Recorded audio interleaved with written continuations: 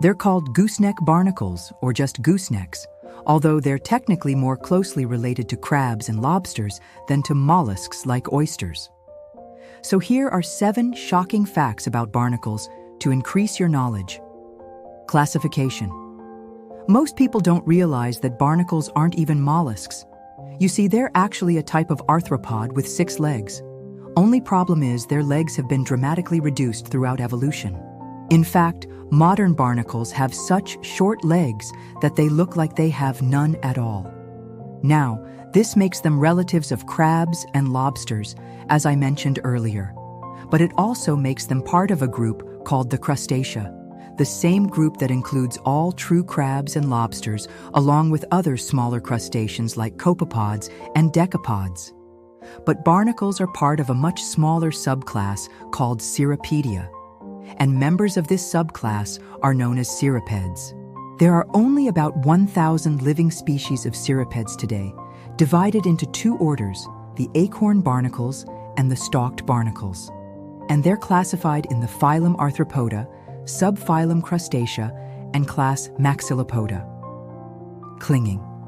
As we mentioned earlier, barnacles are one of the most extreme examples of sessile animals. That is, they spend the vast majority of their lives attached to a surface and never move more than a few millimeters.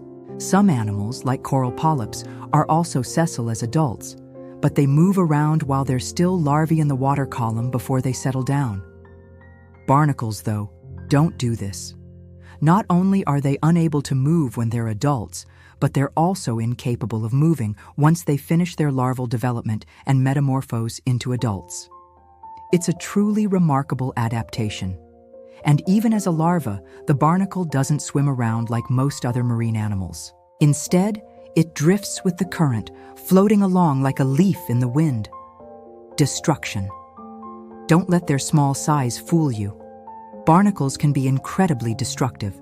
For example, they can seriously damage ships and reduce their speed by 50% or more. And this is no exaggeration. Just ask the Russian Navy, whose disastrous defeat against Japan in the Battle of Tsushima in 1905 was partly due to barnacles. See, the Russian fleet had sailed over 15,000 miles from the Baltic Sea to Japan over the course of a year, and during that time they had become infested with barnacles. These crustaceans secreted a very strong adhesive that not only damaged the protective coatings on the ships, but also caused corrosion and rust to form. As a result, the Japanese fleet was able to easily spot and target the slow-moving Russians, resulting in the deaths of thousands of sailors. But it wasn't until decades later that naval engineers figured out what had happened. They discovered that the barnacles had produced a sulfuric acid that reacted with the metals in the ship's hull, causing them to deteriorate. Once they knew what was happening, they were able to develop new types of paint and coatings that would prevent barnacles from attaching to ships and reducing their speed. Barnacles and history. Besides slowing down ships, barnacles can even cause an entire nation to lose a war. Imagine that. Although it wasn't the only factor contributing to Russia's defeat in the Russo-Japanese War of 1904-1905, the barnacles played a major role. Russian sailors had scrubbed the bottoms of their warships clean of any barnacles before setting sail for the Pacific. However, once they arrived, they didn't have the resources to keep up with regular cleaning. Thus, over the next year, as the ships sat idle in port, barnacles grew on their hulls. By the time the Japanese fleet attacked, the Russian ships were so slow that they were easy targets. What's worse, the barnacles secreted acids that ate away at the ship's protective paint and metal, causing them to deteriorate even further. This led to catastrophic damage and the loss of many ships. In fact, the deterioration was so severe that some historians believe it contributed to the sinking of at least 3 Russian battleships. It's a little-known fact, but barnacles may have changed the course of world history. Danger to humans. Don't be fooled by their seemingly cute appearance. Barnacles can actually be quite dangerous to humans. If you ever go kayaking or scuba diving, be careful not to step on one. Its shell is made of calcium carbonate and can easily cut your foot if you accidentally land on it. If you want to safely remove barnacles from a surface like a boat, use a wire brush or sandpaper. But no matter what you do, never try to pull them off by hand. That will only end up hurting you. Culinary value. In many parts of the world, including parts of Europe, Asia, and North America, barnacles are considered a delicacy, especially in Ha Long Bay, Vietnam, where they're often served as a high-end appetizer. Despite being a type of crustacean, barnacles are much softer and more delicate than crabs or lobsters. Their meat has a unique chewy texture that some people compare to the crunchier parts of abalone or the inside of a scallop. It's not as tough and rubbery as crab meat, but many people enjoy it just as much.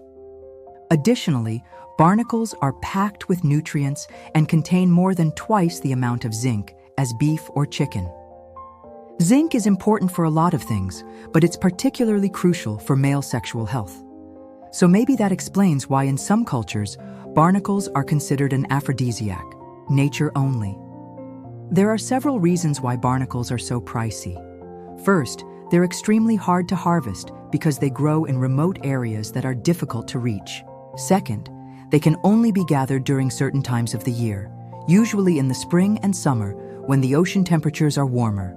Finally, and probably the biggest reason, is that barnacles are very picky about where they grow. They need clean, unpolluted water with plenty of oxygen, and this rules out a lot of potential habitats. In fact, there are very few places in the world where conditions are perfect for growing barnacles. As a result, they're always in short supply, and that drives up the price.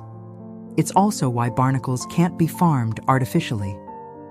Farmers have tried everything they can think of to get barnacles to grow on farms, but nothing has worked.